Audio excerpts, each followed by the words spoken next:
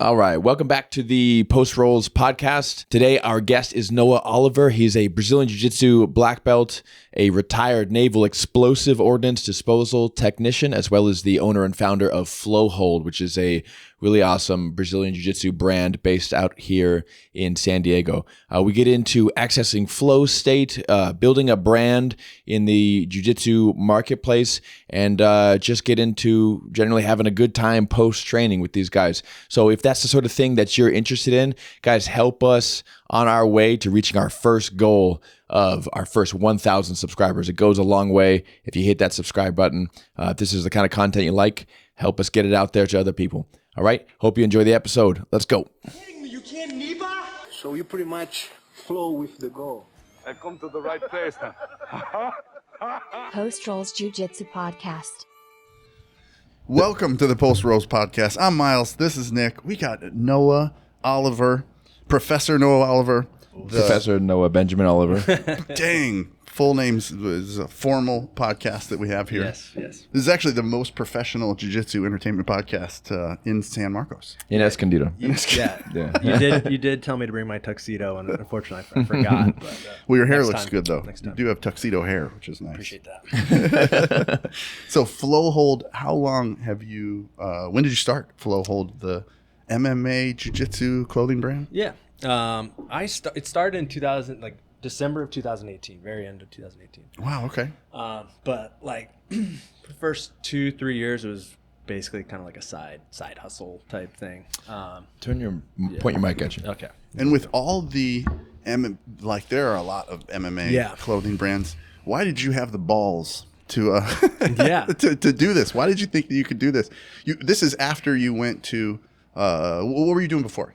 So I was in the Navy for 6 years, and then I got out of the military in 2018, and then I used my GI Bill, and I went to USD, and I started doing grad school at USD, and then so I was kind of like had some free time, GI Bills, getting paid to go to school, and was just basically trying to figure out what I was going to do post-mil. I just knew I didn't want to be in the military anymore. I didn't know exactly. What'd you do in the military? I was a Navy EOD tech. So it's explosive ordnance disposal, which is like the Navy bomb squad, pretty much. So that's cool. So you have nerves of steel? Is that a... I mean, actually, I guess it's a dumb question. I was going to say, is that stressful? It can be at times, for sure. Yeah. But yeah, got all my fingers and toes, so... Do some of your friends not? Is that the benchmark? Yeah, more or less. Yeah, Whether you're good or not? Like, if you can count to 20 with your socks off, you're doing well. And old Johnny Nine Fingers, he gets a B. Yeah, I mean, I especially with some of the older guys that were really in the heat of the action with the war on terror and stuff, like there's plenty of guys with prosthetic legs and all that sort of stuff, and been to a fair share of funerals, and it's the reality of that job. Wow. Yeah. But yeah, so that was, I mean, not to get heavy on it, but so that was 6 years, and I'm glad that was an enjoyable time, and I got to do some fun stuff that I'm really grateful for, but it just wasn't what I wanted to do forever, and I didn't know what that was going to be. So GI Bill is a really good opportunity for veterans, and it allowed me pretty much to just have a couple of years where I had some sort of income, and I went and did my MBA, basically because it was one of the kind of least specialized graduate degrees that I could do, and I kind of had a feeling I wanted to do business of some sort. But with the MBA, you can go in, and then there's like so many different avenues you can go from there. You can, none of these are like accounting and finance never really drew me or did my skill set apply to that. But, marketing, entrepreneurship, leadership, all those different kind of options. So I was like, all right, this is something I don't have to know exactly what I want to do. I have a couple of years to kind of figure things out and get a little income while I'm doing it. So how long after getting your MBA did you start? So I started it while I was in school. And so to really answer like your initial question of like why do you think that you could make a successful, apparel training gear company when there are so many, and it is a tall tale, and there's a lot that come about that don't do well, don't ultimately make it. And I really wasn't sure. So Flowhold, I niched down so much because I was like intimidated by that idea of being someone who would outright say like, because now at this point, people like Flowhold. It's got a following. It's cool. Like, oh, sick. Like, You got a huge but when you're following on starting Instagram. out, Yeah. it's not cool at all. Like, it's not cool to be like, Right. I sold 2 t-shirts this week. Or, you know what I mean? Like, that's not cool. Where's your biggest following? Is it Instagram? Yeah, for sure. Yeah, for okay, sure. yeah. Instagram's Yeah, like, you got It wasn't exciting when you sold like your first 2 t-shirts? no. Don't get me wrong. I mean, it's all very exciting, but like, obviously, it's not the best thing to compare yourself to others, but that's the realistic benchmark. Like, you're always comparing to what is currently out there. So it's just like, if you have some sort of self-awareness, you understand where you're at, and you just see so much. There's so much like lame and corny shit that comes out, and then that kind of feels like that's your peer group at that moment, and realistically so. Like, there's nothing, you don't have any signs of success that actually show that you might be someone that like might be able to make it a little further. So at that moment, like, you're just in that group of just some bro that's like trying to hawk a couple of t-shirts, So I niched down so much, and because I was in business school and coming out of the military, and like I wasn't like dressing up a bunch. But then I started going to business school, and I had to wear like business casual stuff. And then it was 2018, if you're, kind of the time when like wacky, crazy socks were neat. He was like, well, I may be in a suit, but look at my personality through my sushi socks. on my socks. Exactly. Socks are So awesome. I was like, I've never seen any like kind of jiu-jitsu themed socks. So Flowhold actually started like with a couple of pairs of socks. Like, that was what originally. No way. And that's what I thought like my niche was gonna be. Straight socks. Wait. Am I thinking of? Did you guys make like the jujitsu, like socks for jujitsu? Not like that you wear on the mat. Oh, okay. It was like socks for. I just, think there like, was a company that lifestyle. might have actually been called Toe Holds or something like that, and it was like socks that you wear to train. I've seen those before. I don't know the company name, but They're yeah, bad. I know what you're saying. I'm Yeah. glad that you didn't make those. Yeah, just wear some wrestling shoes. I don't know. But yeah, so, and it was really like, I think I did want a full brand, more or less. But yeah, I was just kind of like intimidated and didn't really believe in myself enough to say, to have the confidence to show other people like, hey, this is what I'm setting out to do. Like, that's my ultimate goal with it. That's super cool. So it's just kind of, I like just kind of like minimized, the dream more or less. And so, yeah. And then the socks were fine, but, but then like, Did you sell like a fair amount of socks? I mean, a little bit, like nothing at all to make a full-time living off Yeah, of, yeah. But then, I did like the brand and stuff along with it, and just made a few t-shirts, and people liked the t-shirts. People liked just like the logo and the brand. And so people were buying the t-shirts, and that kind of was like, okay, well, maybe I can make some more. And then I started did some grappling shorts, and then those went well. And then I was able to put those on Amazon. And then I started to like kind of pick up some more sales, then made a rash guard, and then just kind of like it branched out. Nice. So what does Flowhold mean to you? Like the name? Yeah. What is it? Yeah, sometimes people are like, "Oh, like flow rolling," like, and then I'm like, I don't really like flow rolling or like identify with that element of jiu-jitsu at all. I mean, we trained earlier. You guys train hard, like, yeah, you're super good. You don't. I can't imagine you being a flow rolling. I was time and stoked place, of course. when I roll with you because there's always a thing when 2 black belts roll that nobody wants to hurt each other's feelings by like winning. And I don't give a shit. You know what I mean? I'm like, well, we came to train. Let's actually train, Yeah. So I feel like that's why me and Miles clicked too, because we rolled. And maybe the first time we were like getting to know each other, and then this guy just knees me in the face all the time. You need me in the face today too. I did. His head's always there. That's true. It's such a beautiful face. I did feel bad about it. Thank you. Yeah. I need uglier people in the face all the time. I don't worry all about it. But, it's the same. I don't want to ruin You felt like this work of destroying art. something beautiful. It's the moneymaker. Chaos. I'm sweating now. I'm embarrassed. Oh, stop. So Flowhold, what is it? Where did it come from? But yeah, no, it's more in regards to like flow state, like presence in the moment. So like kind of holding on to that moment, like being present, being in the moment, being singular focused. All the other worries, all the other concerns. I mean, that's like the best part about jiu-jitsu. Everyone knows that. Tons. And that's, I think, like, obviously jiu-jitsu, but like other activities too, surfing, and anything that people are in the present moment, like gets you out of your head. Like that's why people get so upset. That's why jiu-jitsu is so fun. People get so obsessed with it. So it's kind of like the idea is like that particular aspect of it. Okay. And So then that's the kind of hold. the idea. Like holding cool. on to it. Yeah. Just like Holding on to the flow. yeah. Yeah. So it was not alright. intended to be a toe hold pun? Well, so yeah, there was a little bit of that. So like the Okay. logo, yeah. So the logo, yeah. and that's why the sock is on. Well, also it's like weird, kind of bare feet are strange in a way. Like some people get like a little weird about bare feet. Some people don't like them. Some people love them. Yeah. I mean, look, I'm a fan given the right time, but like, a big burly like guy foot, like you don't want to wear Yeah. like some dude's foot on your shirt. That's cool that there's a sock in the. It's yeah, like a so that's callback. kind of an homage to the original, like the original thing. But yeah, so the logo's the toe hold, flow hold. So yeah, there's of course like That's a awesome. little bit Yeah. of pun, Super cool. punning around a little bit. Dude, I think that. So I was telling you earlier, I looked at your stuff. Yeah. And I liked how like the style was really cool. You have kind of like that. I don't know what that style is called, but it's kind of like the Sailor Jerry. Yeah, it's like a American traditional tattoo. Yeah, So right. basically Yeah, what- yeah.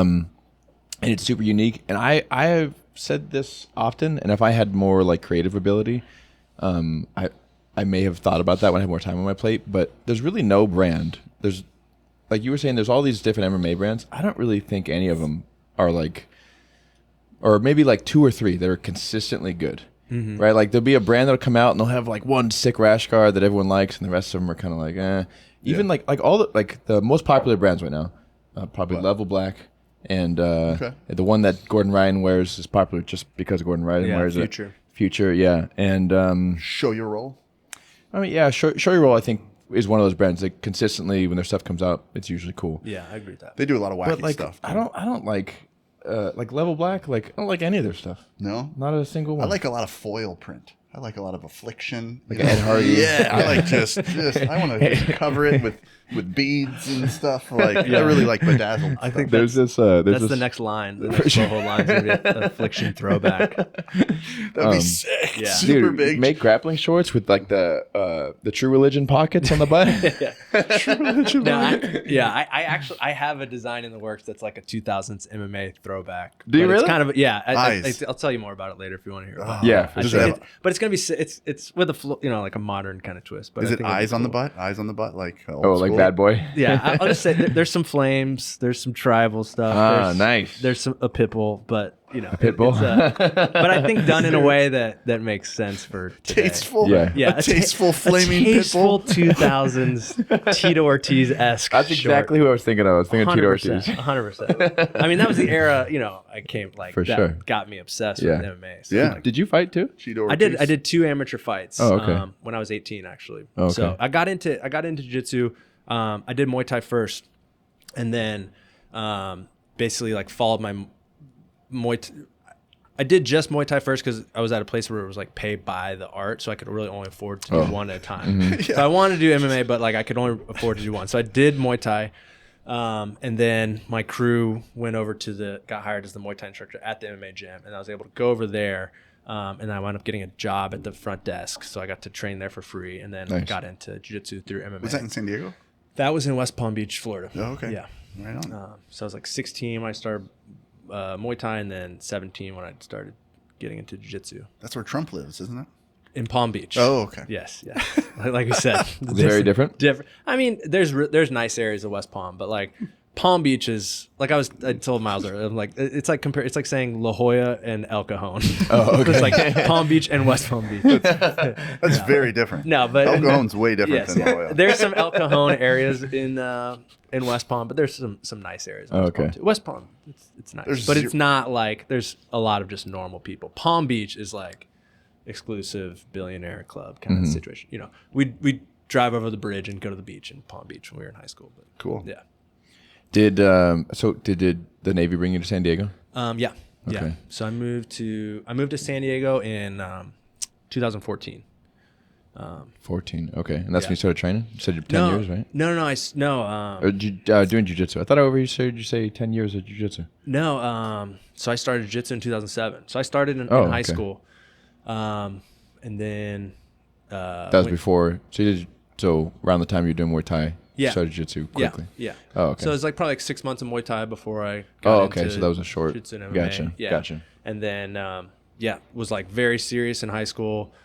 Did a couple of MMA fights. Then I went to Florida State for undergrad. And then I trained like for my first couple of years at Florida State. And then my last couple of years, like I just kind of went off the rails. And like Florida State had to be super fun. Yeah, there's a lot of temptation at Florida State. And, I would say I lost myself for a little bit there. Yeah. But ultimately, like I heard they had the highest STD rate in like all of the You heard United that? States. I can confirm that I did not contribute to that statistic. I just mean they're having a lot of fun down there. That's all. No, there's plenty of It's a fun to be positive had, comment. but ultimately it was good. I met my wife there. My wife and I bartended together at this bar nice. called Yanni's at Florida State. Cool. So as much as I kind of regret and wish I could have go back and change some of my behavior in those last couple years of college, like ultimately I have an awesome, beautiful family now. Oh, no regrets, Yeah. man. What are you going to No look back? regrets. That's right. No regrets. But no, I mean, I just wish, I'm like, there was a middle ground I could have struck where I could have stayed training and, but Yeah. Do you think you would have? But I don't know. What would have come out of that? Like, would have went down the path of trying to be a full-time fighter and would have been broke? Like, very true. you know what I think mean? about Like, that a lot. yeah. I think about a lot of the different paths. That was me. I spent so much of my have. life being fucking dead broke. Yeah. Because I Yeah. was being a fighter, And yeah, for sure. It's, And that's a hard fucking road, And there's a lot of, injury, like all sorts of things that just like competing professionally in combat sports is a very difficult endeavor. Yeah, you got to. I mean, you have to be special. Yes. I think to actually make it work. Yeah, for sure. The thing that but even people that make it work are still broke for a decade. Mm-hmm. You know what I mean? Mm-hmm. And if you had you had your significant other already, that was my life. It's super stressful. You could be broke and single. That's not that bad. Yeah, totally. Yeah. You always hear about Conor McGregor and his girlfriend buying him all his food and welfare and all that stuff. You know what I mean? Really? You're always broke. Same girlfriend too, right? Same one. He's stuck with her. Same one that was licking sweat off his chest in that video. Oh my god! Yeah. I didn't see that. Oh, when he was supposed to fight Michael Chandler, it was like 3 weeks out, and he was like At the club. Yeah, he was just partying, and his girlfriend was literally licking sweat off his chest. Yeah. It was the weirdest video. She's down to ride. I like that. I like that a lot. Yeah. That's why. Hey, if I buy you a Lamborghini, you better lift the sweat off my chest. I'd feel Miles, obligated. I've seen you like sweat for less. I'd feel obligated. I'd feel obligated. Like, again, you're so sweaty all the time. Why? Stop making me do this. But anyways, what I was saying about jiu-jitsu brands is I do feel like there is a need for like a good brand that is consistent, Yeah, I think that there's a lot of tastes and it's very subjective, and I have my opinions on brands and products and stuff, and I'm not trying to like badmouth or anything or whatever. Yeah, of course. But I just kind of like I just make the stuff that I like more or less, and fortunately there's enough people that share relatively similar tastes that like think that the stuff that I like they also like. So that's just what I've learned that is the best approach. Since you make rash guards and the rash guard, I opened up all the rash guards that you get around. They're absolute fire. I'm so excited. Yeah, really excited about them. But have you gone the John Danaher way and just started to try wear your rash guards all the time? Just wear them all the time. Yeah. Dude, No, no, absolutely not. Dude, there's so many. they're so less comfortable than a t-shirt. I don't understand. What's he do? Why does he do that? He's a strange guy, and God bless him. A genius with jiu-jitsu. Oh yeah, but 100%. there's so many weirdos in jiu-jitsu. Oh yeah. There's a lot of strange people. I'm pretty sure John does that rash guard thing as a marketing ploy. You know what I mean? Do you think so? Because the only thing that makes sense. if you listen to him talk on like the first Joe Rogan podcast, you know what I mean, where he talks like Lex Luthor, you know what I mean? He's like he talks like an evil Australian supervillain. God awful green one. Yeah. Like it's not even a cool one. And then as time goes by, and there's more like behind the scenes footage, and he's like a regular joking guy. He's normal. He's not. He's still like very smart and stuff, but he's not like a yes, the internal compression power of the, you know what I mean? It's not like that all the time. Right. And I feel like he played up the character of being like a jiu-jitsu super genius. Yeah. Oh. For, you know, he's definitely a really good marketer. You know what? If he wasn't wearing a rash guard, you might not recognize him.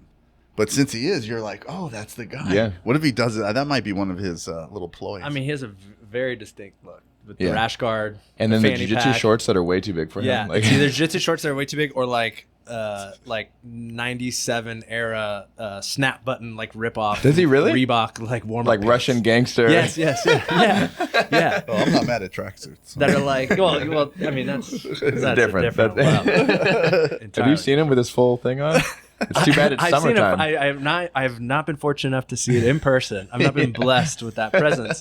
However, I have seen the photographs online, and I had to look around and make sure my wife wasn't there. I was like, "Yo, good." If you're feeling gorged, I mean, I understand. Yeah. No, straight out of Guy Ritchie movie. It's sick. I love it. So you started with the socks. How long did it take you to make it a living? Yeah. So I mean, that was. Not until it's been about, I think, a year and a half now where I was able to go full time into Flowhold. Maybe not quite a year and a half, a little over a year. And still, I mean, it probably wasn't until like 6 months ago maybe where I was like, just kind of took a breath. It sort of felt like just like kind of constantly like treading water, and it's like, all right, I know this is going, it's moving forward. It's got some good momentum, but like, not enough to like feel very confident that like, okay, this for sure, my future is moving in this direction. I'm moving along with it. That's great. But yeah, like you're, like talking about earlier being broke and being a fighter. It's like you can be broke and doing a lot. Like there's periods.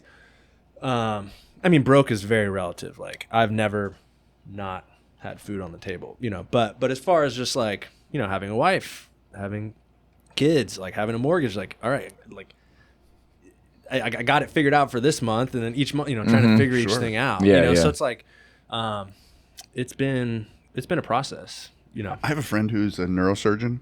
He has been for I think maybe over 20 years. Wow. And they start at 750. That's start out of school. Yeah. They start at 750. So who knows what he's making now? And he was telling me, I was hanging out with him a few months ago, and he was like, I'm not embarrassed to say I live paycheck to paycheck. Wow. And we're like, what? Like, he just your spends it as he paychecks gets are it. fat. Yeah. But I guess if you know your next paycheck's coming in. I mean, he has 2 kids. I think he's sending to boarding school in London. Oh, really? Yeah. Well, that's the thing, the lifestyle creep, that they talk about, and that's something I really try to be aware of, and like I pay myself pretty conservatively. Like I keep a lot of the money in the business. Yeah. So I mean, I still am not. I by no means have a lavish life, and I just don't really need much. Is that's your Bugatti in front? Yo, chill. Yeah, that's my 2013 Mini Cooper Countryman that used to be my wife's car that I just drive around because it's paid I off. think Miles is the same car. My wife has one. Yeah. So you went from digital nomad for a moment. Yeah. Right. Mm-hmm. And what'd you do? You said you built a van. Yeah. So basically, I was finishing up grad school. Not long before, my wife had been in retail. She was always like working in retail. And then she had just switched kind of careers and got a remote job kind of right before the big boom of remote jobs. So it was like kind of a novel thing when she got it. It was probably 8 months before like COVID kicked off and everything started going remote. So I was like, okay, that was cool. And we'd always kind of like kicked around some idea of traveling in a van, in a camper, or like it was like it'd be cool to get one of these and maybe take summers and go hit the road and like and I still didn't know what I was gonna do after finishing school, and I had a couple of options. It was kind of another company that I'd sort of started with a friend, and then we were kind of kicking just a few ideas around. What kind of company? It was actually a sparkling water company. Oh wow. It had some good promise, and I kind of curious if we would have gone that route. That was good timing for it was it was before Liquid Death, and that was like kind of the whole idea of the brand was a more aesthetic spot. Wow. Now, Liquid Death kind of went the other direction, so we were kind of going for more like a kind of a trendy surfer girl sort of aesthetic, and I was like something that looked cool in coffee shops was kind of the idea. It was called South Swell, and I think that would have been fun too. But then like it was like that or hit the road, and then like COVID came around in March, and it was kind of like all right, starting this like you hit the road during physical, COVID? Yeah. So we kind of decided to do it. We bought the van. What kind of van? Right before Ram ProMaster. Oh, okay. So it's like there's basically like Sprinters, Transits, and ProMasters, like the three. Gotcha. So we bought the ProMaster, and it was like right before COVID, and then COVID got worse and worse, and I finished school in May, and then we took off, hit the road, and then drove the van out. I drove the van. My wife flew, and I drove the van out to my parents' place in Atlanta, and then we stayed in Atlanta for 3 months, and my dad and I built out the van. Super bought cool. the van as like a shell, drove it out there. My dad has like a full wood shop, like he's like carpentry is his like Super big fun. hobby. I bet He's he loved it. Yeah. And that I loved it too. Like just that experience of like being 30 and spending 3 months with my dad, like working on a project, and like amazing. And every spare minute like that he wasn't at like work, like he was helping me work on this van. Like after work, get home, he's helping me work on the van all weekend long. You know, that's awesome. And he loved that shit. And he was like, I would pay just to have that experience to do it. So that was awesome. It's awesome. And it was fun to like spend that time with my family. And then from there, we just took off and then did like the Southeast, went all the way up to Acadia National Park in Maine. We wanted to go to Canada, but Canada was closed during that time. And then we just went back all the way across, came back to the West Coast, spent like a few weeks out here again. And then we trolled like across the South through Texas, went down to Miami. No kids, just that was before. Free. So it was just me and my wife, and we had one little dog at the time. Now we have 3 dogs. So we had one small dog, Miley, with us, and we just cruised around. And like during that time, I was like doing enough with Flowhold to like keep it alive. I was telling you earlier, like I had a couple of the products on Amazon, so those would like sell a little bit, and then the stuff that I did have like through the website, my mom. All the inventory was like at my parents' house, just like a few boxes, and my mom would sit there and like pack orders for it. So if you ordered anything from Flowhold in like 2020, it was like my sweet mother, just like, and if anything got messed up, you can blame her. Would you put a Post-it note on there or something and like sign it? I scold my employees very aggressively. All right. Mom, more meatloaf. Mom, the orders. Dude, so it's cool because I feel like the three of us seem to have this in common, where I think so many people live a certain life that they don't like, and it's because I can't speak for everyone, but it seems like they're afraid that it's not going to work out and they're going to end up, without anything. Yeah. Whatever. Yeah. And in my experience, it's always been like, well, I've always like kind of succeeded at shit because I was like, if I don't do this, then I'm gonna end up with nothing. You know what I mean? Burn the boats. Yeah, but I'd so much rather that. Yeah, right. Yeah, and by the way, I'm planning on buying that flag, and I saw that. I was like, that's going hanging right there. I got you. So I'm gonna buy it. I'd rather buy it. I appreciate it. Anyways, the risk reward for me is just like it's so worth it. If you don't have kids, if you have kids, it's different because you're affecting other people's lives. For sure. I don't know, but they can grow up broke. I grew up broke. I grew up broke. And I had a very happy childhood. That's another. Yeah, that's true. I feel like once you're not. I feel like research. A lot of research shows that with kids, once they have their needs met, like they have their actual needs, food, clothing, and like more money than that is actually detrimental to their development than it is like better. Yeah, exactly. And like we said earlier, broke's a relative term. So like broke within having right. Yeah, they can eat, freezing and being hungry. Right, like they have a bed not to sleep conducive in. to a great childhood. Sure, yeah. But beyond that, for me growing up, like again, we always had food on the table. Like it was all good. Yeah. So what I wanted to ask was like, what was when you were like kind of made that jump to be like, all right, we're gonna do the thing. You know what I mean? Were you nervous for the van? Yeah. We're just gonna go out and like kind of do the thing that we wanted to do. Yeah. I mean, no, there wasn't a better. I don't know. It was just that's not a lot of risk. I don't think it didn't feel like it because so the thing. I mean, the way I looked at it was I try to more or less like hedge the bets. And when we did the van, it was like, all right, we've got this time. Like we're doing, and we did a good build. Like it was solid. You still got it? Yeah. Nice. probably gonna sell it soon because it's just a 2-seater, and now we have 2 kids, so it just kind of sits there. We rented it for a little while. Did you? Yeah, and that did well. That was good. But yeah, I think we're gonna sell it. But yeah, we're like, if we hate this, if this sucks, and it's like a nightmare, which there's definitely elements that are not enjoyable, and I could totally, and I've heard stories of people, doing this whole big lifestyle change, and they go out and they realize Actually, like the I don't struggles think of this van. isn't fun. Yeah, van life is, it was glamorized there for a while, but there's a lot of realities of like sleeping in a Walmart parking lot in Nebraska, like that kind of shit. Like, It's good to me. plenty, right? And it was. But we're like, yo, like we can turn around and sell the van tomorrow for a decent profit, versus what we put in to build it. Really? So it was always like, if this doesn't work, like we'll just. Did you We buy sell it the used? van. Yeah, bought it used, like gently used. It had like How many miles? on it? 13,000 miles on, like not How a many lot. now? Now it's like 70. 70,000 miles. Yeah. 23,000.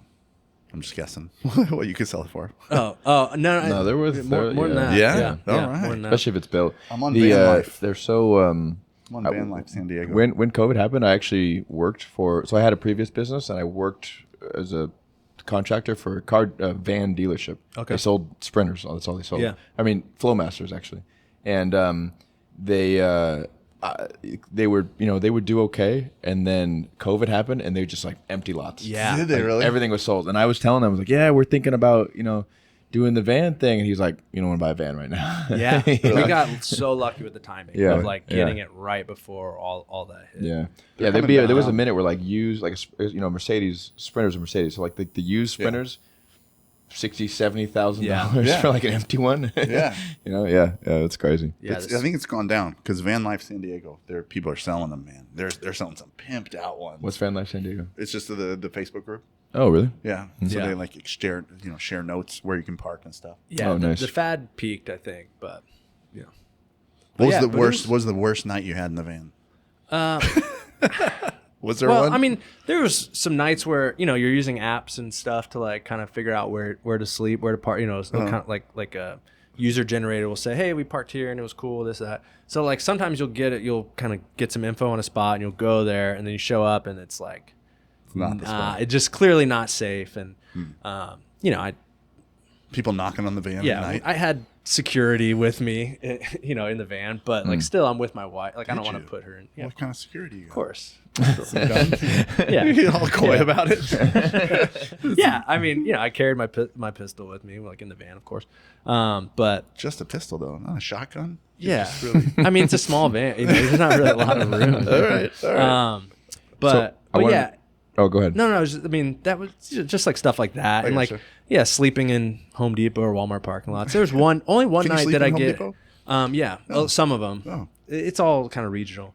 But there was one night where we had the cops. They were very nice, and that was outside of Acadia National Park, and we had an idea that we probably weren't technically supposed to be sleeping in that spot, but and then they just knocked and told us to scram. beat it. Yeah, beat it, nerds. That's what when we did a few van trips. That was what we found was the hardest part was like when you're in between destinations, Yeah. like finding a place where you can actually sleep. Yeah, That isn't super sketchy because with the ones that are allowed, that's where like all of the let's say full-time van lifers. vagabonds. Yeah, that's where they're sleeping. You know? Yeah, exactly. But, Gypsies. Right. yeah, but those compared to the nights where you just like find some, it's like you can't even almost believe that you're allowed to park there, and you do, and it's just awesome. Like Super a cool. lot of those nights. So Yeah.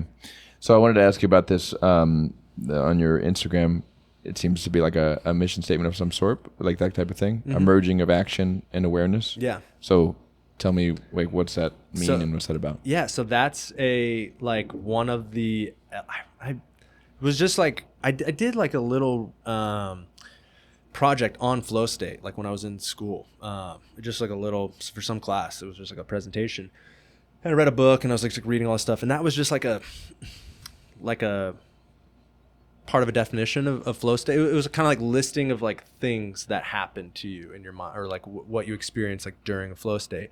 And one of the verbiage used was a merging of action and awareness, and it just struck out to me, and it just sounded really cool, and I just liked the idea of that, and it like immediately made me think of training, and it was like that's just like kind of sums up like what we were talking about earlier, what that thing that you really love about training and rolling. It's like a merging of action and aware. It's like you're so aware but it's the movement and the action. So it's like you're not in your head though.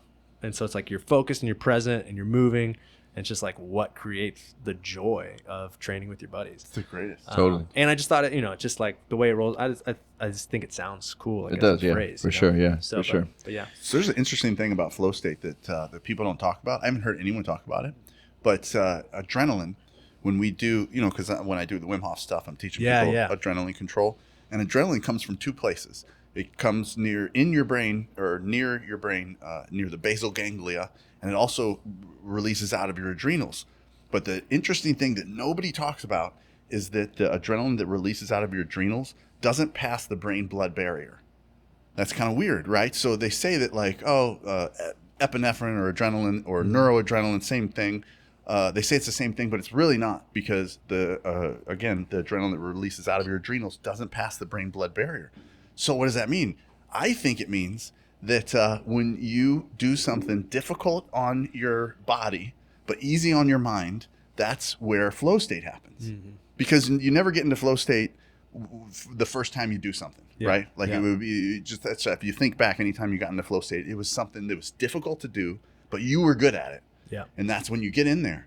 And I think that is really the secret of flow state. I think it has to be something difficult on your body and easy on your mind. And even if it's like a mental thing that you're doing, like chess could be, you get in a flow state, but the difficult thing on your body is like, you got to like stay still, for a long period or whatever it is. So I'm still exploring this idea. Yeah. But I've never found anyone that said they got into flow state and that they didn't have those two factors: difficult on your body, but easy on your mind. Yeah, because if it's hard on your mind and you're like super thinking, then you're not really in that flow state. Yeah, the best part of rolling to me is not thinking, just shutting it off and totally using the maneuvers. Your microphone's about to fall. I probably improvise way too much when I roll, but it's just I like it. I don't think so. I think that's the. I went the wrong way. I did what you did. I did lefty tighty. It's inverted. Don't follow me. Don't invert. Ignore these sounds. Sorry, guys. Do you still study flow state? I'm always interested in it. You know, something. But that's I feel one like guy, Steve Cotter. Yeah. So that's what's that? Is that the book you read? Yeah, the Stealing Fire, right? I believe it's the book. Oh yeah. Now he just has a program. Stephen Kotler. That's Stealing Fire, I believe, is that book. Very cool. I feel like the longer I've been training, the less I actually I don't really get that as much anymore. There's less like the feeling of life or death stakes. Yeah. Like when you're a blue belt, it's like, I gotta fucking win this round. Right. You know what I mean? Right. So like, I guess maybe I wouldn't say that it's not difficult anymore, but it doesn't matter as much to win the round. You know what I mean? Yeah. So I still get it, but I definitely get it less. But, wow. I get it all the time. Really? I get it today. Yeah. But I improvise all the time too. So I do that less. So maybe that's why. Maybe that's why actually, because maybe since I've been teaching now, when I roll, like I'm thinking full time. I don't ever just like shut the brain off. I think it's a lot with the approach, because I think there's a lot of value of intentional training of like, you're like, especially so you're teaching, so you're probably focusing on whatever it is you're teaching to your students, and then you're thinking about those moves. Because you want to be able to like pick apart all those little details that you don't really think about when you're rolling, but you know that like there's some things in there that you are doing maybe subconsciously, and you want to be more conscious to pass along that information to your students, right? Exactly. Assessment. And I know like when I'm like for at least a few training sessions a week, I try to have like a very intentional session. Yeah. And like whatever it is, the move or like just the more broadly like the position that I'm working on, and I'm like, are you competing or anything? No, not right now. God, you could. I would like to again, man. It's just like I've had a lot of injuries, and like I'm just kind of right when I get momentum, and I'm like, all right, good. I'm gonna see what the next term is. It's like something else. You're too strong. You're too strong. That's what it is. I think I'm too dumb, and I just like. Maybe you should be flow rolling more.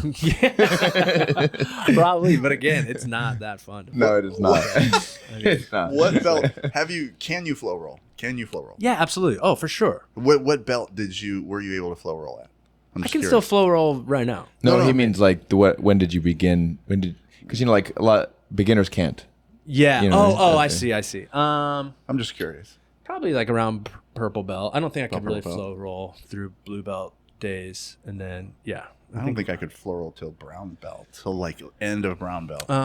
Yeah, I mean, so I think I told you I got my purple belt from Glover, and he's very really? like fun. Yeah, He's so my when I favorite, moved to man. San Diego and started at Victory, he was like teaching full time at Yeah. Victory, and he was an awesome coach, and I learned a lot from him.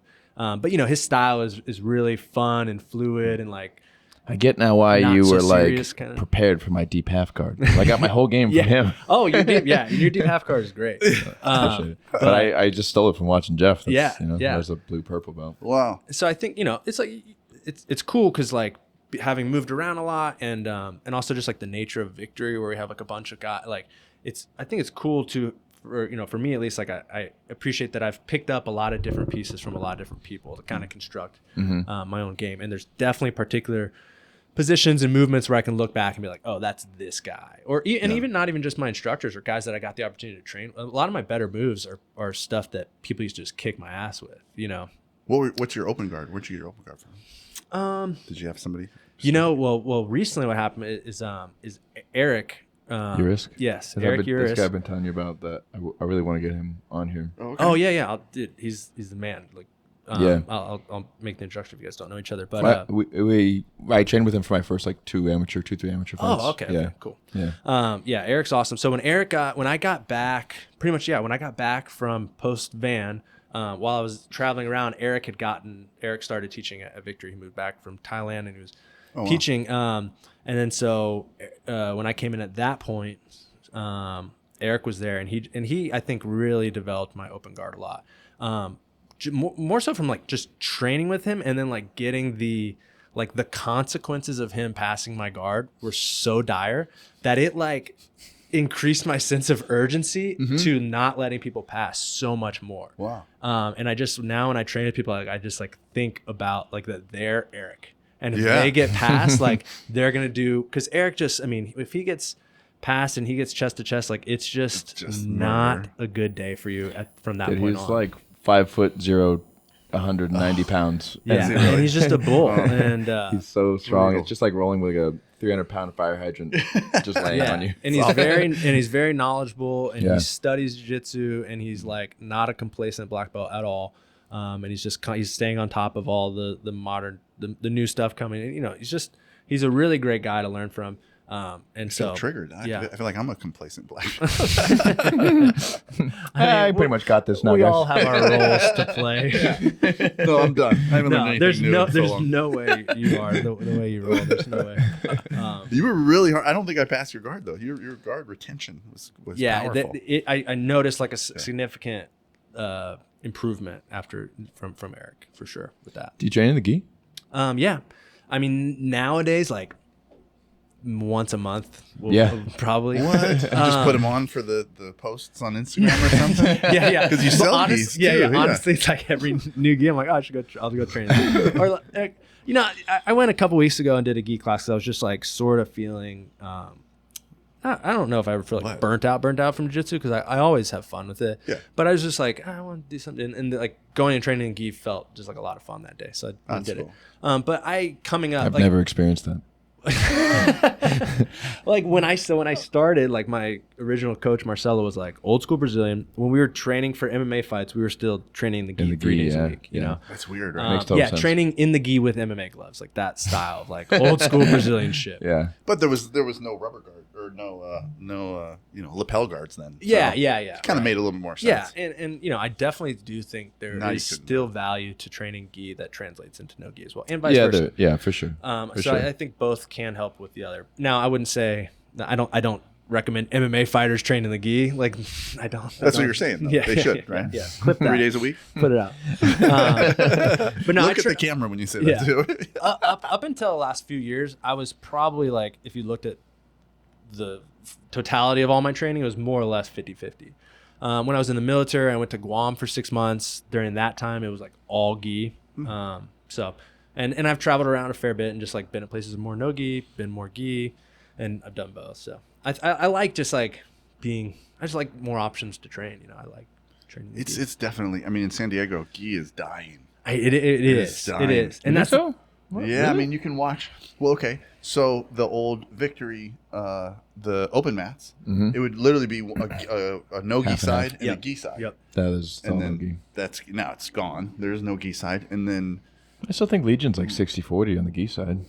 No, that's what I was going to say. Legion used to be 50-50. And I would say actually it was probably 60-40 gi. Gi, yeah. And then, It's not like I don't know. I haven't been there in a while. You've been there later. I'm not paying attention. Usually if someone has a gi on, I just don't even look You're at just him. like, Nerd. Keep it moving. yeah. No, I think it's less. I think it's probably 70-30. Yeah, I mean, I think that's just the trend of jiu-jitsu as a whole. Yeah. The no-gi tournament competitions are more exciting. They just came up with all those honestly, dumb ways to use the gi. That's why. I don't know anybody. Okay, like I know people that have trained in the gi and then like picked up no gi and been like, actually, I really like no gi. Right? Yeah. I don't know anybody that trained in no gi, started no gi and then picked up the gi and then went like, this is more fun. That's a valid point. Zero people. I know zero people that did that. Valid point. This actually got more enjoyable now. I love wearing this sweaty gi and moving way less. My fingers hurting. Yeah. I love my fingers hurting. Spending $30 a month on tape. Great. Yeah, dude, I gotta tape my fingers. Do you? when I Do you? gi. Yeah, my fingers hurt when I do gi. Usually, so I train in the gi 3 or 4 times a week, but like I just when my fingers start hurting, I just stop training in the gi for like a week or two, Yeah. and it goes away. Yeah. You're doing spider guard. You gotta stop doing spider guard. That's not a real guard. Spider guard's the worst on your fingers. Man. Oh, it's just when I brutal. teach it, Yeah. I don't even play it, but just I teach it, I'll demonstrate some moves. I'm like, Yeah, I don't do I too. can't believe I you mean, even teach it. yeah, I like the Marcella their approach of Yeah. just kind of use a wrist game, controls use a and game more or that less that no- applies yeah, to both. Yeah, yeah, I mean, of course, you're going to utilize the gi a little, certain things. yeah. Sure. But more or less, like I Good don't think pant grip. my game doesn't shift like a ton between Yeah, gi and mine no gi. isn't either. I'm of the belief that like if you can grapple, you can grapple. Just like why like wrestlers will come in and then dominate jiu-jitsu. Like, oh, it's just a matter of just learning the moves. Yes. You already have the grappling ability. Where like, you know, when people are like, oh, well, if these guys that do berimbolo and stuff, that wouldn't work in a fight. I'm like, yeah, but they'd still fuck you up because Right. if they can grapple, they can still grapple. Yeah. You Do know you what I mean? have a street clothes day? Oh That's yeah, pretty fun. jeans. Yeah, blue jeans and. Oh, really? No. No. I want to buy new mats every 3 weeks. Would that be bad? So I've seen it before where everyone goes to like a thrift store and everyone brings like full jackets. You go to like with a full jacket. I saw that on. online too. That's Super kind of cool. fun. And then MMA gloves too, because Just for a if day. you're gonna do that, you gotta be punching. Yeah. Maybe open hands. Open hand strikes. Yeah. Palm strikes. Have you seen the one where like they'll have people like it'll be sparring, and then someone will toss a dummy gun? Yes, I've been wanting to do that. Yeah. Man. It Yeah. seems like a really. It looks cool really drill. fun. Yeah. We for would sure. do. They had a shock knife at our gym. So it's the outside of the knife is electric. Yeah. Really? Yeah. You could stab each other. That's a good. Yeah. The best thing I heard though, if you're gonna do like a knife play kind of fun one, is you use a marker, a red marker. Yeah. Mhm. Put Red lipstick marker around and it white stuff. shirts. Oh, you hold a marker. Yeah, you use the marker as the okay. knife. Oh, And Yeah, then you use yeah. a red one, and everyone wears white, and so it looks like you can see where someone like got stabbed up. Yeah. I mean, that's a whole like the people that get good at like the Filipino knife fighting and stuff. I mean, that's jiu-jitsu is worthless against somebody that actually Ooh, knows, that has a knows knife? that. Yeah, But if they have a knife and if they they have a knife. and they know how to use that, if they've trained in like Filipino knife fighting, whatever, you know, and they know how to utilize it, like you should Imagine you think like you're a badass black belt and you get in a fight with a guy at a bar and he pulls out like a 12-inch knife and he's like starts flipping it around and shit. You're like, that's Yeah. all good. Yeah, I mean, I would realistically, butt though. scoot right up to them. What's up? Yeah. You Do you know my think- butterflies. Somebody was asking me, a mom at the gym was asking me about her son that does not train with me got jumped. And it was kind of like, what can you do? What martial art should he do? Jiu-jitsu, things like that. I'm Against like, look, multiple opponents. if you know jiu-jitsu, I mean, look, if you know jiu-jitsu, you're probably going to be better off being jumped, but you're still going to lose. You know what I mean? And like, by far, I feel like the most valuable self-defense skill is to avoid and diffuse. yeah, track and situations. field is what she should put it in. running and jumping fences. I do think that just the set if you've gone through the belts and you've had some like dog fight sessions and you've been in situations where you're just so spent and you have to continue like pushing forward. I think just like building that type of resiliency and Yeah, muscle yeah. is just so valuable, and just being familiar with violence being familiar with like someone coming at you trying to take all your fucking lunch money and you having to And it like doesn't do just, something like- about it. So yeah, are you gonna get jumped? Is jiu-jitsu gonna work against 5 guys like beating you? No, but I think you're gonna fare better off in that situation, having been familiar with just the chaos of violence that's like around you. You got to give him that Hickson Gracie. You know that one. Do you know it? He breathes into his hands. So like he said if somebody's approaching you that you don't, you're a shady character, you just start breathing into your hands. You need to like Why? because then you have inside control, Okay. and then you can strike if you need to. You But reason to have elbows tight. Yeah, but Right, you you don't don't wanna look like immediately- this, right? You just What if it's do July this. in San Diego? That's the You're weird just part. like- That's Yeah. the weird part. Oh, he's on drugs, so I guess I probably won't fight him. Yeah, yeah, you gotta pull the Uncle Chill. Can't let you get that close. Yeah. Can't let you get that close. Oh, that's awesome. The do you still do striking arts? A little bit. I had a groin strain recently for like 4 months. I was like completely off of it, and I got back into like boxing during that time. And then when I was doing, I was like, man, I would like to continue striking. I'm like, when I'm healthy again, I'm gonna do striking once a week. And then I got healthy and I've just been training. But like I got 2 kids and work life, and it's just like I only have a limited time to train. Right. And so when I have that time, and it's like, and when you're at this, there's something like intoxicating about being just like seeing how much better you can get at a particular thing. I think Yeah. that's like what a lot Need of the some pull focus. of jiu-jitsu is. And so it's like the idea that my buddies are training with each other, and I'm over like trying to get like more decent at striking versus like the getting a little bit better at jiu-jitsu. I don't know. It's like the jiu-jitsu has a stronger pull. So I have a heavy bag, and I'll do some striking and stuff, and I'll have buddies come over to hit mitts or something from time to time, but Yeah. Casually. Do you have a good groin pull defense?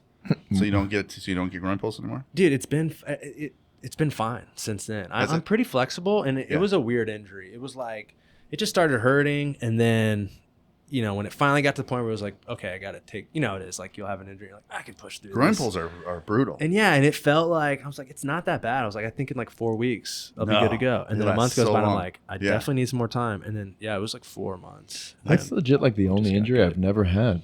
I pulled one of the large tendons until I had a frustrating. softball of purple underneath the Really? skin. Yeah, just ripped one of the tendons off. I'm really But- not flexible in my groin area. Maybe you don't go you don't get injured that way because you can't go that way. I can't even get close to that direction. Right, that's why I don't get wrist lock because I can't even get close. Yeah, to like your wrist is straight and I can't even bend it down this way. It doesn't. I never get Dude, wrist I lock. was for that. I was That's as far as it goes that way. It's a feeling your mess. body earlier, and I was Thank noticing you. you got Thank you. some I got some meaty wrists. You got some girth. You got some girth on you, Miles. It's hard to hold your wrists. Everything that I you guys will experience this as you get older. Okay. But every injury that you have, every joint injury, the joint grows a little bit. So This is all just scar tissue and cartilage. thick scar tissue around my wrist. How old are you? Yeah. 40. I just found out I'm 46. You just found out, huh? I thought I was Surprise. 47. Shocking discovery. Oh, you I found know. out that you were younger than you thought? Yeah. That's a great Wait, surprise. That's pretty good. That's a great surprise. I'm just like I just feel like I just want to be 50. Like I'm almost 50. That's easier. Yeah. But Well, dude, you still move pretty spry. Yeah, for real. so the groin pull, I just want to share. Maybe not if you don't need it, but our listeners, man, No, if you I'm- do a lunge and you flex that large tendon for 30 seconds, I'm telling you, it's just a lunge with a flat foot at the bottom. So you're not actually doing a lunge; you're just kind of like resting. Okay. But the What knee do you that's mean, on what the do you mean ground. flat foot at the bottom? So like a lunge, you might have your toes engaged, right? If you're doing a lunge because you want to So get back your heel up, come- but your toe doesn't have to be engaged. So you're just a flat foot on the knee that's down, and then and if you just flex the largest tendon on the knee that's down, and you just hold on to it. So Huberman, I'm sure you watch Huberman stuff. yeah. The neuromuscular connection takes 30 seconds. So if you just flex that large tendon and just really make sure that it's engaged, man, I've pulled my groin a bunch of times, like throughout my life, and I told you the one where it just tore off purple and stuff.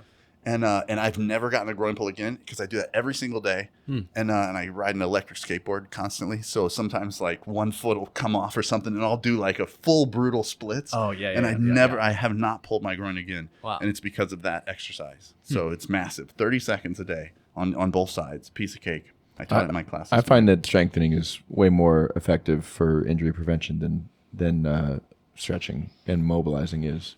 Strengthening it is, yeah. Yeah, more effective for me.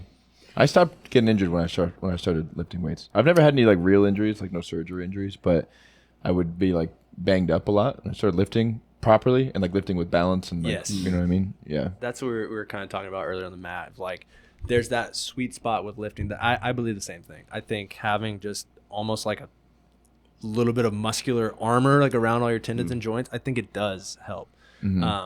Obviously people then the ego gets involved and you lift more and then you can get injured lifting, which is like the opposite of what you want.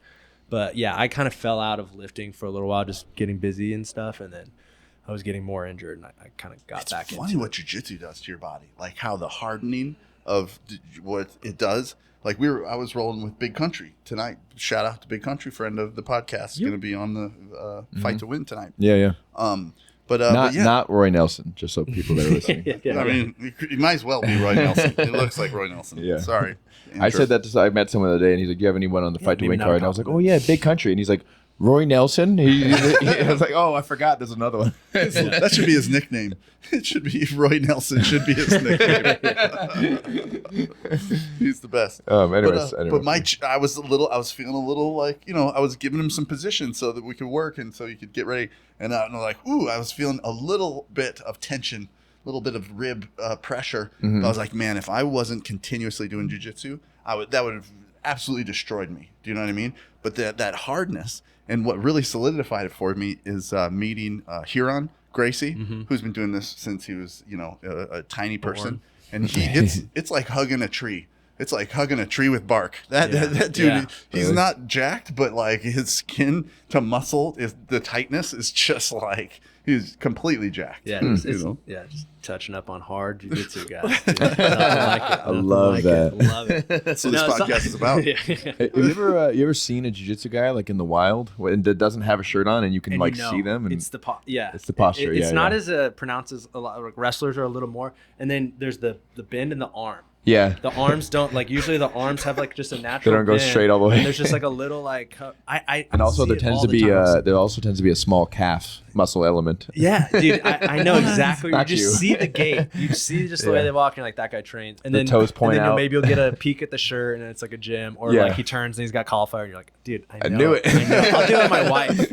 I'll be like, really? I'll be like, that guy trains. That's happened a couple times. Yeah. No She's way. like, what are you talking about? And then he'll turn, and he's like, see. He's got a Gracie Jiu-Jitsu shirt on. There's a podcast I listen to. It's actually a hunting podcast, and they have this ongoing theme through the podcast where they talk about whether or not real men should wear sandals because they're like, it's so hard to be a guy. Like, there's nothing you can do without some other bro out there being like, bro, that's fucking gay. Look at that shirt. Like, dude, it's a lighthearted. Oh, you're wearing your seatbelt? That is, you're such a girl, dude, right now. Like, it's a light. They don't really like. It's a lighthearted thing, but the stance is they're like, if you're in flip flops and you need to fucking handle some shit, it's gonna be hard to do in flip flops. You know what I mean? Yeah. And that's what they say, right? But and I'm like, you're wrong. Yeah, because if you're gonna get in a fight, you don't want shoes on. No, I want if someone grabs a single leg on me, I can go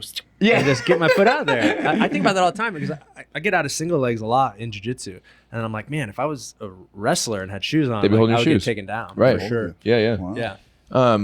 Yeah. Dude, I always want to call in and be like, listen, I know some of the toughest people on earth. They all live in sandals. Yeah. Dude. Yeah, bro. Javianas are like, basically like you get Javianas with your first beat, more or less. Like, you gotta. Yeah. Right. Yeah, you want to be able to do your little ballerina foot to get your back hooks and stuff. Like one of those big old like Hoka shoes. That'll fuck you up. Yeah. The Dwayne, do you know who Dwayne Ludwig is? Yeah. He goes barefoot like almost all the time. In fact, if you watch TJ Dillashaw or any of those guys that he cornered fight in the UFC, he's barefoot in the octagon. He does the walkout behind. Like, TJ's got shoes on. Yeah. He's barefoot. And people will ask him, like, why are you always barefoot? He's like, guess I need to kick a motherfucker in the head.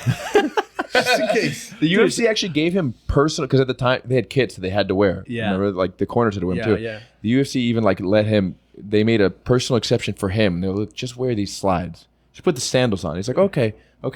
Then the music starts, kick him off, walked out barefoot. That's why when they did the rock shoes that the UFC, did you see? I haven't seen those. I didn't even want to look it up. They're heinous, but yeah. Nate The Reeboks? No, I think these are the. I don't know if it's through No, he has another his company, own- but like he has The his own Rock brand. has a shoe, and they had. I don't know if it's still going on, but they had a deal with UFC, and they had Rock shoes. And there's this awesome interview with Nate Diaz, and he's like talking and whatever, and he like lifts his foot up, and he's like, "Man, these things are ugly as fuck." Dog. and they're like, "Oh," the interview's like, "Oh, Oh my god! Yeah. I didn't know we could do a full Nate Diaz interview with you. Yeah, Great shit. Let's see. I'm gonna look this yeah, up. he's the man." yeah Rock. he's great. Yeah. Have you seen these? I can remember that. No, I haven't seen the actual.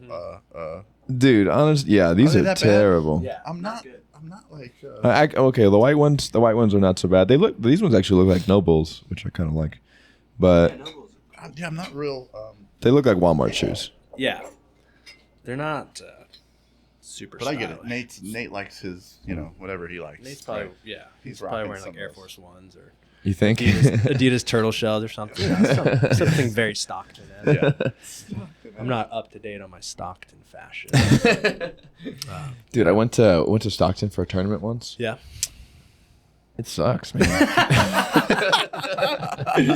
Let's clip that. I mean, I think yeah. So good to have you here, buddy. Yeah, I'm enjoying myself. I've never been. I've never had the pleasure. Yeah. Yeah. We drove to. family there. Oh yeah, that's right. Me too. You always Tons. we've had this happen a couple times. Like, yeah, I'm going to whatever. I'm like, oh, that sucks. It goes, oh yeah, that's where my family lives. Yeah. My family that I love. I went. So we went to the tournament, and it was cold as shit that day. And we went to the tournament, and there was a guy on the sidewalk in a sleeping bag, and like not moving. And it was late enough in the morning that should have been moving. You know? Well, they could be sleepyheads. Yeah, it sometimes, depends. Yeah. When you're on a meth bender till 5 a.m., like you might sleep past brunch. Yeah. You learn about that, Florida State. More or less. Substitute. I like how you things in said there, but yeah. sleep past brunch. Yeah. Tweakers don't have brunch. Yeah, like they're going in for a 5-stack at 10:30. Mimosas. Bottomless mimosas. I actually prefer a Bellini, but these will be fine.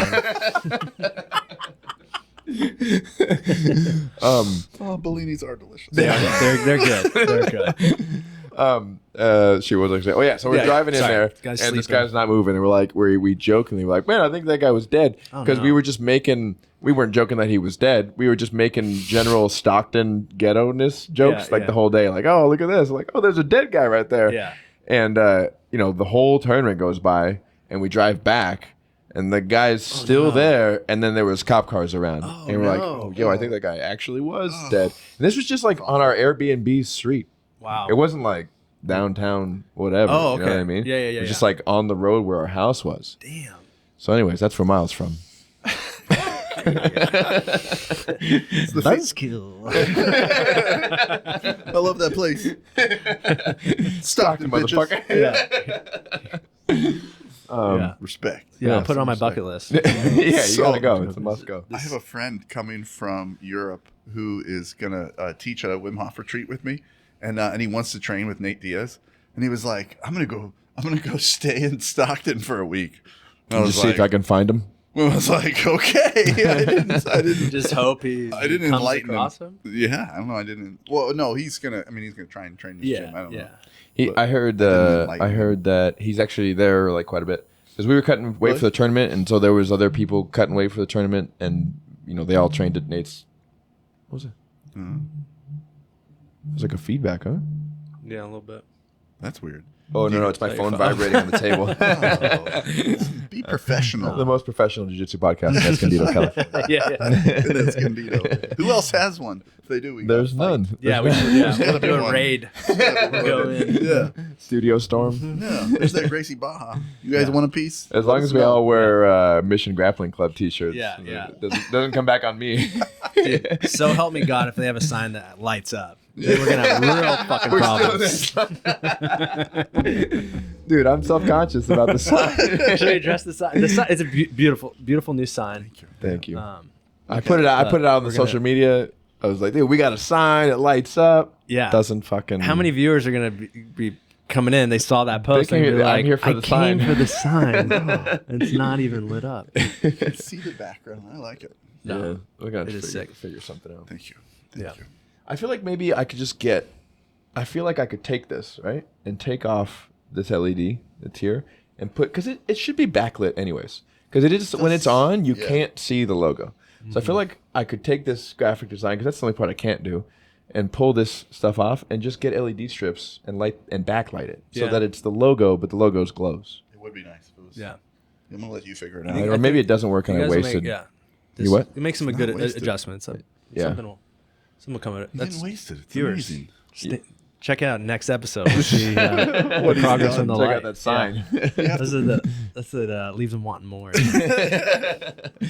So, with Flowhold, when you started it, with starting a brand from more or less nothing. I mean, like nothing being previously unknown. You know what I mean? Yeah. What's the hardest part or most important part about establishing a brand, especially specifically in jiu-jitsu? Because I think that's a little bit different than. And are your Instagram fake followers? How much did you pay for those followers? There are brands with fake. If you're wondering if someone has fake followers, it's really you just go to their followers and there's like a bunch of RB7Q92850. just random or like a lot of like Indian people with like 20 followers on the thing. Like if it's just like a lot, that's abnormal. Sure. It's pretty easy to see. So I had a brand reach out to me and say, or people too. We're going to give you followers, and I was like, no. And they're like, oh, we did. I'm like, what? So they gave me like 200 followers to like show me that they could do it. But they didn't allow me to say yes yet. Yeah. They're like, hey, we're going to give you these followers. I'm like, no. And then it was like ding, ding, ding, ding, ding, ding, ding. And it all went up. And so now, I see. Now if you get a lot of every single day. If you get a lot of fake followers, Instagram will. Yeah, they can tell. I mean, it's just not. That's why I said no. Yeah. So now they fluctuate all the time. So those fake followers go in and out every single day. I get like a fluctuation of them. Yeah. I mean, it's not beneficial at all. No. And you can it's very evident, and like you're just zero credibility if someone sees that. I have a foot follower too. So stop messaging me. All right, you're not going to see these pickly, smelly. Did you know? Yeah. So we did a retreat in Tulum. That's real. And we took a picture sitting on the mat, and the cameras on the floor. So kind of without realizing there were feet in the foreground of the picture. Yeah. Is that where you found us? You know Frankie. Yeah. That went. Yeah, right? Yeah. He's a bigger guy. So just by, God's plan, he has bigger feet. Those big old piggies were right in the forefront. Yeah. And dude, I'm not kidding. 3 people messaged me. 3, and they were like, "Hey, like, does this guy, I'll pay you pictures. Bro. I'll pay you money for more pictures of this guy's feet. What? This and that. Are you serious? How do I get in touch with this guy? Does he have an OnlyFans? Wait, this and that. Was one of the people that messaged you named Conrad Aponte? Just curious. I don't remember their names. Okay. Well, just. Why? Have you had personal experience with Conrad? No, I don't know this guy well, but apparently he's, I don't know, just rumors on the street that he's really into feet. It's all right. Something weird. I'm not missing something. This is fresh news. Conrad's one of my best friends. Oh, okay. Just fucking with him. Friend of the podcast. I just hope he sees this. Oh, okay. But so, I mean, believe me, I could sit here and talk about feet all day. But we'll get back to so branding. So sorry. The hardest thing about just like the hardest and or the most important to like establishing a new brand specifically for jiu-jitsu. Yeah, I mean, I probably don't have the best answer. There's people that have done it better than me, but I mean, I think just like being realistic with what you're going into, with the expectations. Like, I think you've just got to be ready for slow, steady progress and just find your niche, like find your identity. And I think like when you're starting a brand, like it's always going to evolve and change. Like at some point as the brand's moving along, you're going to like carve into your lane and you're gonna be like, okay, like, for me at a point, like Flow, it's like kind of like, it's like a adolescent kid and you're like trying out different interests and things. And then it's like, okay, this is where, and you might be closer. Some people might be closer than others, but like ultimately some things are going to shift, some things are going to move, and then something will kind of click. You'd be like, okay, did you sponsor some big guys early? No, not at all. And but like the instructors and stuff around Victory? just buddy, friends, yeah, like, friends. And being in San Diego and around, we have access to like good people, and so yeah, like But I don't really like have a lot of relationships, like sponsorships with people I don't know right now. I mean, that's something I definitely think is valuable. And it, you know, if I would say I'm a jiu-jitsu guy that like does business, like not the other way around. So there's probably some sponsorship opportunities that I could be doing that would help the brand, and something I'm exploring more now. Like you got some pictures of Dean or Jocko wearing. Yeah. I got Dean. I did some shorts with Dean too. Like Cool. There's some Dean list shorts, and I think we're talking about doing like a rash guard as well. But yeah, I think just like so finding that lane, that niche, or like that identity, and just like being authentic and being true to that, because I just think it's very evident to the I think that's just like what the consumer wants, especially nowadays, like where there's a lot of inauthenticity. People just like, they want just real shit. And I mean, and you can like kind of fake the funk for a period of time. I think these are all theory. I don't know, you know, people could argue against any of this stuff I'm saying, but I don't think there's staying power. Those people are fucking dumb. No, it makes a lot of sense. I mean, you're just talking about the slow build. I mean, you know, that's not to say that that's like the path that or like the playbook that everyone should try to follow, but like for me, like that's just what I did, and now at this point I've had some success, and it's continuing to grow forward, which I'm super grateful for. But you know, that's been kind of my approach. It's just like finding my little sweet spot and just like trying to stay authentic towards it, and you know, everything, like the whole style of the brand is just like, again, like the stuff I like, and then jiu-jitsu, like training, like it's what I do. And so it's just like, it's kind of like 100%. My life as a brand, more or less. I think most marketers and people that have experience with that would agree with you. Like with my gym, like a lot of people told me to go another way that would, like on paper, maybe produce more money, you know, like make a gym that's maybe a little bit easier to, like it's easier, classes are easier, you know what I mean? Like more friendly to like the general, the average person, you know? And like make your classes friendlier. Shorter that seems classes. Like good advice. What's your problem? Why are you? No, not friendlier. Like I had people come. Fuck these kids. I've had people come and then like not sign up, and then end up signing up at other gyms, and then like hear through the grapevine that they're like, oh yeah, he like, you know, quote unquote throw me to the wolves. You know what I mean? And I'll be like, I threw you to the 2-stripe white belt.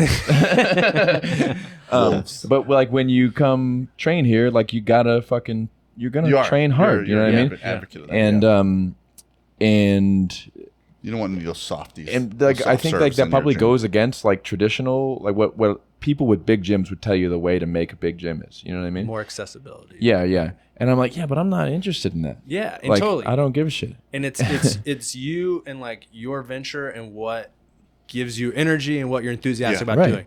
So, I'm not gonna be pumped to come teach class to a bunch of people that couldn't really do this if they needed to. Bunch of soft serves. And there's somebody that's perfectly happy and enthusiastic to do that, and more power to them. Yeah, you can go to Gracie Baja. It's fine. Ooh, not a friend of the podcast.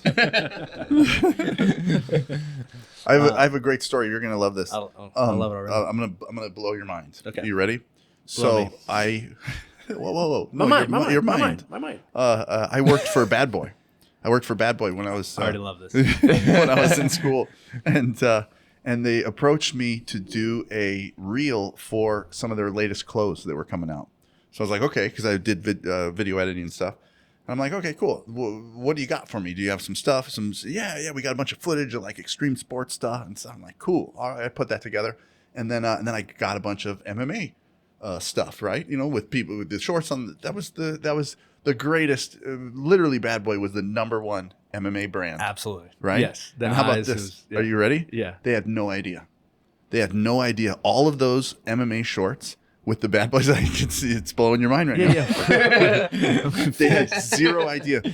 That was all bootlegged from Brazil, and there was total bootlegs. And so, Bad Boy, the brand, is 7 lawyers, I think, that just came up with this brand and would just sue people that use Bad Boy. So like Sean Puffy Combs had to pay them to use Bad Boy on a t-shirt because they own the rights to Bad Boy on a t-shirt. But they were originally like motocross and extreme sports and stuff, right? I mean, they were, but they were more or less lawyers that just sued people that used Bad Boy, Son of a Beach, And there was a few other brands that like they had the hold on these brands. This was like a shell corporation They that were just in San profited Diego. off litigation. So they just had certain things They were in San Diego. trademarked that they were like, this is probably going to be used often. 100%. And we'll be able to sue people. That's what they would do. And so that face, that bad boy face, and the eyes. So Someone's got to sue Justin Gaethje for that tattoo, huh? I think he was in my no, it was before him. Dude, a lot of people had a bad boy tattoo. I know. Several bad boy tattoos. Oh. Wait, so you didn't tell the part about the video, did you? So I make the video, I show it to him. It's got their extreme sports in it, and I had like 3 clips from that one dude that has a bad boy tattoo right here, and like a couple of other guys just fighting generic fight clips, and they were like, "Gross. What's with all this fighting?" I'm like, "What? It's your thing, kind of? It's kind of your thing? I don't know." And they were like, "No, it's not." I'm like, "It 100% is." It's like, you're why are you, I'm only here because I like the bad boy from fighting. I wouldn't have applied for this job. Yeah. No. Well, I'm a bad boy. I'm a bad boy. these barefoot skiing videos you gave me mean nothing to me, by the way. And yeah, so that I'm not kidding you, man. I enlightened them to the fact that they had been ripped off in Brazil for 20 years. Wow. And they had been sticking those eyes on there, and they were like, "Oh, well, should we focus on fight gear?" I'm like, "Yes." Yes. And so that was literally the transition. They changed their logo a little bit. They went from the eyes to like a stamp on the eyes, so it's like the 2 eyes with like this rectangle around them. Yeah. And I they were gonna have an event here in San Diego, and I animated the old logo into the new logo. It was right at that time. And then they came out with gear, and it was super fun because I designed a bunch of the gear and stuff. So they did eventually become an MMA brand.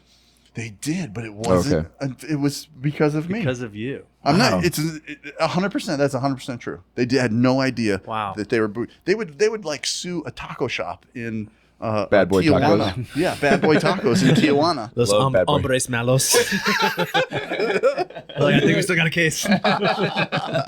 Totally, they did that. That's Damn. a true story. Man, Bad Boy should come if they came with the kids being so into like Y2K fashion right now. Like Bad Boy came back, like they could. Oh my God. kill it right. My now. Dude, kids Tap Out, where you at? My kids wear Tap Out. My kids try they and really? get old dude, Tap Out stuff. I've seen some guys rocking like some vintage Tap Out. They love tees. it. My I'm kids like, love dude, I finding wish if I had my old shit. Yeah. I only had Tap Out shirts when I did not train. Oh yeah. As soon as I started training, I was like, oh, nobody wears this shit. Dude, I remember being my first pair of grappling shorts was like the woodland camo Tap Out shorts. I had some Muay Thai respect. shorts, Yeah. and then I remember like when I was just doing Muay Thai and I would see guys in Tap Out shorts and I'd be like, those are so sick. And like I wanted them so bad. You didn't want the Bad Boys. You wanted the Tap Out. I wanted the huh? Tap Out. I think because maybe I was like this was like Yeah. 07. I'm so it was older, maybe yeah. just a few years. I Like wanted that was Bad like Boy shorts. Tap Out was Yeah. right at the like coming like really popping at that time. And so like I remember maybe after I was training for like 3-4 months and I felt like I'm like, okay, You can wear these. I've earned these. I'm allowed to wear these. Did you ever now. get the Vanderlei Silvas? Did you ever get some shoot boxes? No, I never had like Oh, I never man. rocked like Valley Tudos. I got some Vanderlei Silvas. I remember like being like training at Alliance MMA because that's where I learned or where I met Eric. Oh, cool.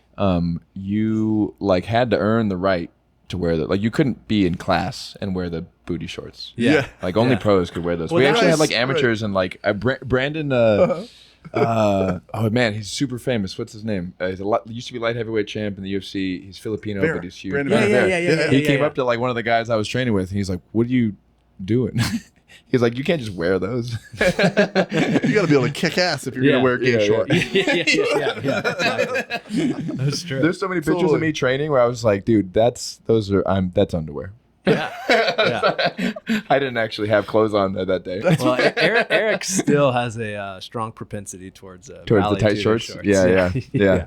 Those No, there Vanderlei was a- Silvas, man. Yeah. They had the star right on the crotch. Do you remember those? Oh yeah. Oh yeah. I couldn't wear them, but I'd make my girlfriends wear them. Nice. Vanderlei. Now there was a lot of like stuff of like earning your right to wear. Like I remember when I started jiu-jitsu and thinking like when I get a purple belt, I'm gonna get a black. A black Yeah, I was gi. gonna That say was that. like such a Yeah, big yeah. deal. Like Huge deal. Of being like, oh, one day I'm gonna be able to wear a black gi. That used to be an actual like a rule at my school. It was a Like, rule you at Totally. school. had I to think have- it was a hard rule at most schools, and it was the Yeah. general like cultural norm. Yeah. Yeah. And, You like throw if you're away. a white belt, if you show up in a black gi, like guys are gonna put it on you. Yeah. You're probably never gonna wear that black gi again. That's right. What do you think? You're a ninja? Yeah, Come here. yeah. I have a lot of because ranked rash guards are not so much of a thing anymore. I mean, there still are, but they're not as popular. You know, it used to be like all jiu-jitsu rash guards. When I started, like all jiu-jitsu rash guards came in ranks. Yeah. You know. Yeah. So people are less aware of it now, and I've had on several occasions white belts come in, and you could tell they just dropped a bunch of money. You know what I mean? They came in with this solid purple outfit. You know what I mean? They spent $150 on it. And I'm like, sick. I don't know if you know this, but that means something. Right. Yeah. You're going to get worked if you go into Legion on a Sunday with that. Jesus. And that's the thing. There's so many unwritten rules, you know, and if you don't know, you don't know, you know. When I started, you had to go to the women's section to get spats. Just saying. Yeah, spats were hard to find. Yeah, spats were really hard to find. That's how I used to shop for jeans when I was like in middle school. That was before skinny jeans were a thing, and you wanted to. You were bringing skinny jeans in hard? Yeah, because I was like, going to some hardcore shows and stuff. I thighs. needed some freaking throw these guys off. I was wearing my sister's jeans. You guys are the Trying same to age. bunch them up so the flares wouldn't be too aggressive. I just want them skinny. I don't want them flared. Straightened your hair out. You know? Oh my god! My son just got a perm. He's 16. Oh yeah, well yeah, dude, they're all. I hate that the perms are back in broccoli head. style, man. I hate They that perms. love it. The I went to broccoli head, Dave's that's a Hot good- Chicken, and this guy had a freaking perm and two small hoop earrings and a freaking sweatband on. And I'm like, dude, I just want to jump over this counter and just punch you. I tell beat all you the up, kids. and I take have- your headband. I have teenagers. I have like multiple teenagers at my house regularly. They're all spending the night all the time, and they're asking me about haircuts and stuff. Like, what do I think? And I'm like, listen, it's very simple. If your hair is long, you are vulnerable. That's what it looks like to me. You look like a to be wimpy, grabbed? vulnerable. Yeah, like you are Dude. very easy to manipulate. Grab your head with your crazy long hair. Yeah. I'm going to tell you're you, done. as of yesterday, I made it official. What? I'm growing my hair out. Are you? Yeah, actually, Officially? this I have a haircut. This is a haircut. Whoa, you're going. Are you going? Are you Well, here's what gonna- happened. Gonna put some I crab started legs back watching The Witcher, That'll do it. That'll do and I was it. like, clearly, I need to grow my hair out and get fucking huge. And so, it's always been on my bucket list. I've tried several times. I had long hair one time. Can't do it. And the awkward phase, And so one time I crashed my motorcycle and I was in a wheelchair for like 6 months. Damn. And I was like, well, women aren't going to find me attractive anyways. So I might as well take this opportunity. Going for it? You trying to And get some yeah. fucks in there. It was tough, dude. People would just like look over me and like, guys, Hey, down here. really. Hey, it's So- me with the middle length hair. So that was the only time I got my hair actually long. But then I started jiu-jitsu, and it would always get stuck under people's knees when I was trying to escape side mount. Yeah. And so, I cut it. But now, fucking That's gonna happen again. I'm good ready. luck putting me in side mount. Fair point. I'm putting my knee on it. neon ponytail. Yeah. Oh, Yeah. can't wait.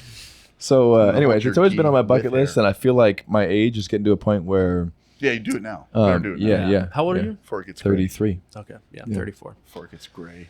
Dude, we're less than a year apart. We have the same age kids as well, Yeah. and That is kind of how society works. yeah. Well, I'm No, just but it's saying, cool. like, No, it is it's cool. It's very it's cool. kind of It's a very cool. communication. I mean, a coincidence is what I was trying to say, not Yeah, yeah. communication. What am I going? Communicating about our coincidences. Yeah, right.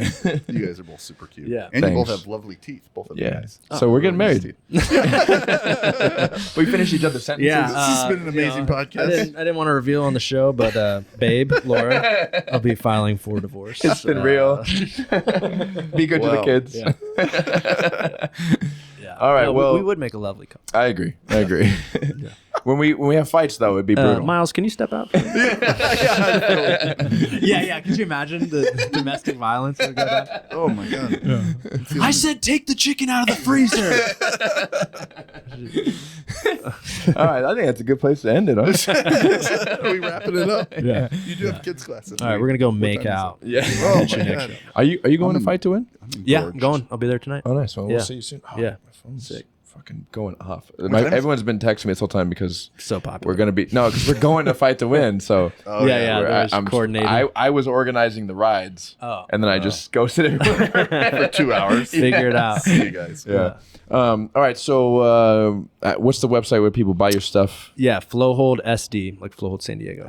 .com. Yeah, someone's holding Flowhold.com hostage. Are they? Yeah. Oh, it's just sitting there. Yeah, it's just sitting there, and then like it was up. It was, and then there was like you got to wait like a 30-day window or something to grab it, and then they Oh, Did they? really? And they're just holding it? Yeah, Like- they're holding it. That had happened to the That's Instagram lame. too, and I was able to get it. Is I it have a for copyright on sale? Flowhold. Yeah, it's for sale, but Yeah. fuck that. So there's like what I hear is kind of like similar to Bad Boys. There's businesses that basically just buy Exactly. all the 2-word domains that they can think of. Yeah. I tried to, like Prism Plus, which makes no fucking sense outside of what I'm doing. Yeah. Is not available. Yeah. What about hold? Can you get flow.hold?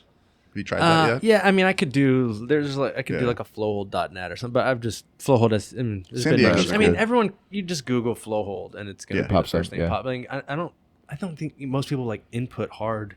I mean, for me, when I'm going to something, I just I don't ever Google type the whatever it is. URL. I type it into Google and then it's Yeah. whatever it pops up. Yeah, yeah, So that's yeah, true. the website is flowholdsd.com.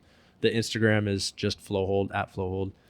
San And Diego's yeah, a those are the good two moniker. main. To Yeah, have and then I got SD some in your- TikTok stuff if you're into that. Dude, Yeah. are you into it? I mean, It's hard. you know, wanna get- you got to be out there. Yeah, I feel like we Yeah. gotta get a podcast There's- to TikTok. The gym has a TikTok, and it's honestly way easier.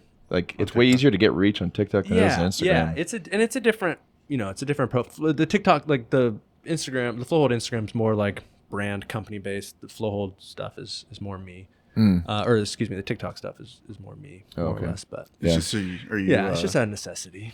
you're dancing a lot on there? Yeah, I do a few boogies. Yeah. I could see that. I knew that. I got that vibe from you right away. Yeah. It's got some meaty thighs. Yeah. You can twerk like a motherfucker. Yeah. No, all that stuff's behind a paywall. If you want, Oh, is yeah. it? The Flowhold OnlyFans is where you'll find the juicy content. Feet Oh my pictures. yeah. I wish that was real. Yeah. Conrad's my only subscriber. Shout out to Conrad. I Shout was out to trying to Conrad. remember the name as you made the joke. All right, so allegedly the greatest jiu-jitsu brand on earth, on the greatest jiu-jitsu podcast on earth. Yes. Yeah. Respect. The meeting of And, might. Check out the that's sign. right. Thank you for joining us. Dude, it was a Appreciate blast. I hope we Cheers, can buddy. do If it we, again. if we do it again, we'll have a working sign. Is this bad luck? Can I cheers with seltzer? No, Gross. Cheers. Gross. All All right. right, gentlemen. That's it, guys. Thanks Sick. for listening.